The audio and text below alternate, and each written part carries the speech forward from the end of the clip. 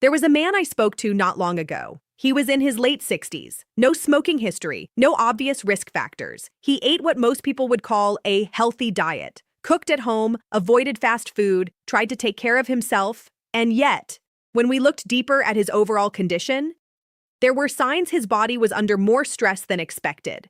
Not from one big mistake, but from something much more subtle, a pattern, something he was doing every single day, without ever questioning it. It wasn't what he was eating. It was what he was doing with his food after it was cooked. And once we looked at that closely, everything started to make more sense. Because after 60, your body responds differently to certain everyday habits. Not dramatically, but consistently. And those small patterns, over time, begin to matter more than people realize.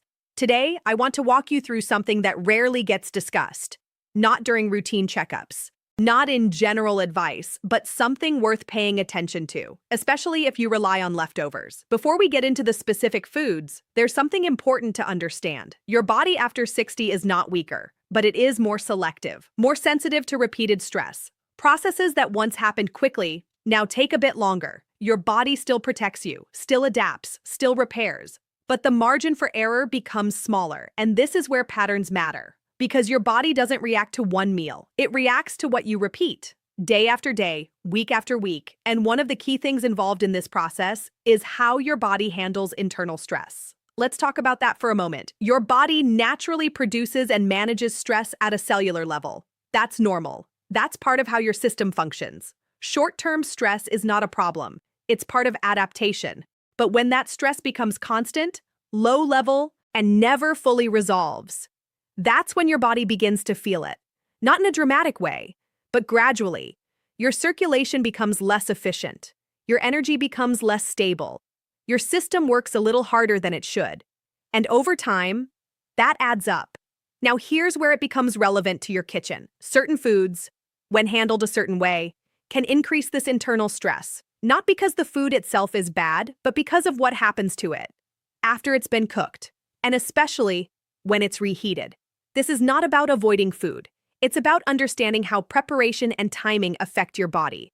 Because after 60, those details matter more. Let's start with something very common. Fried foods. Things like fries, fried chicken, foods cooked in vegetable oils. Now, most people already understand these aren't everyday foods, but that's not the key issue here. The bigger issue is what happens when these foods are reheated.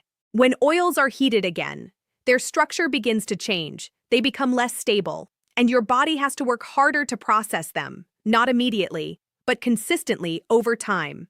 And when this becomes a regular pattern, it can contribute to internal imbalance. So the key here is simple. If you do have these foods, avoid reheating them with additional oil and avoid repeated heating, because that's where the effect increases. Now let's move to something that surprises most people. Leafy greens, spinach, kale, chard. These are often considered some of the healthiest foods you can eat.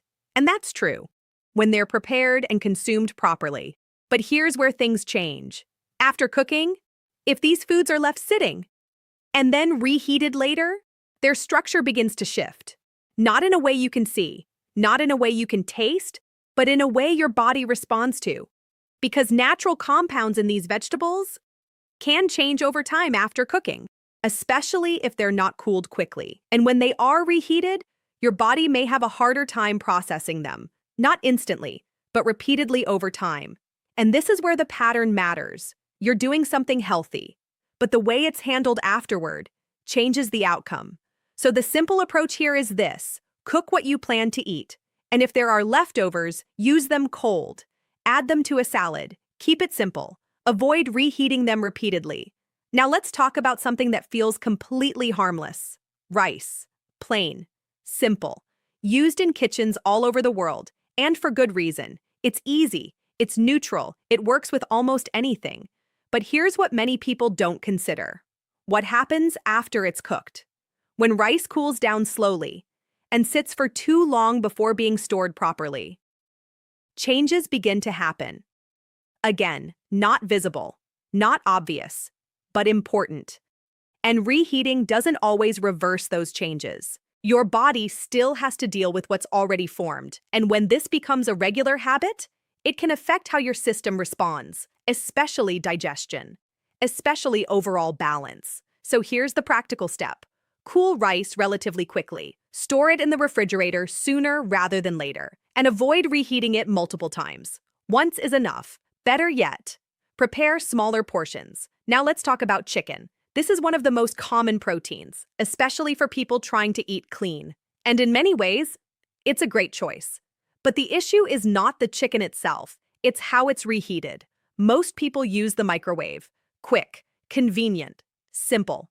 But microwaves don't always heat food evenly. Some parts become very hot, others stay cooler, and your body responds to what's happening inside, not just what you see on the outside. So the better approach is this. If you're reheating chicken, use the oven, lower temperature, even heat, or simply eat it cold. It may not sound ideal, but it's often the easier option for your body. Now let's talk about potatoes, another very common food, and often seen as simple and safe. But here's where it becomes interesting. When potatoes are cooked and then cooled, their structure changes in a beneficial way. They become slower to process, more stable for your body. But when they are reheated again, that structure shifts back, and your body processes them more quickly, which can lead to less stability, especially if this happens regularly. So a simple shift here is, if you've cooked potatoes, try using them cold or prepare fresh when possible. It's a small change, but one your body may respond to over time. Now let's step back for a moment, because this is not about any single food. It's about the pattern. Fried foods reheated, leafy greens reheated, rice stored too long, chicken unevenly reheated, potatoes repeatedly heated. Individually, not a big deal, but together, repeated daily. They form a pattern your body has to deal with. And after 60, patterns matter more than moments. Your body doesn't react dramatically. It doesn't send loud signals. It adapts quietly. But adaptation doesn't mean no effect. It just means the effect is gradual, subtle, and over time, that's what makes the difference. And here's something important. You don't need to eliminate these foods. You don't need to change everything. You just need to adjust how you handle them. Timing, storage, reheating, small details, but meaningful ones. Because when you reduce unnecessary stress on your system, your body responds. Better balance, more consistent energy, a greater sense of stability, not overnight, but steadily. And this is where most people feel encouraged, because these are not difficult changes. You're not removing foods you enjoy. You're simply handling them differently, and that makes it sustainable. Now here's the most important part. What happens when you apply all of this together, consistently, over time? Because this is where the real difference begins. Now let's bring everything together, because this is where most people finally see the bigger picture. It's not about one meal. It's not about one mistake. It's about repetition. What you do daily becomes your baseline, and your body responds to that baseline quietly, not with sudden changes, but with gradual adjustments, better or worse. Depending on what you repeat, when certain habits repeat over time, your body begins to carry a constant level of internal stress, not extreme, not obvious, but steady. And when that happens, your system never fully resets. It's always slightly on, always working a bit harder than necessary. And that affects everything: your circulation, your energy, your overall balance. Now here's the encouraging part. This process works both ways. Just like repeated habits can create imbalance, they can also restore balance. When you reduce unnecessary stress, your body responds gradually, steadily, often more quickly than people expect, because your system is designed to adapt. So let's make this simple. 5 practical adjustments. Nothing extreme, just clear steps. First, avoid reheating fried foods with added oil. Second, don't reheat leafy greens. Use them cold. Third, cool rice quickly, store it properly, and reheat only once. Fourth, reheat chicken evenly, preferably not in the microwave. Fifth, consider using cooked potatoes cold or prepare fresh. That's it. 5 small shifts. And here's what matters most: consistency, not perfection. You don't need to do this flawlessly. You just need to do it regularly, because your body doesn't respond to what you do once. It responds to what you do repeatedly.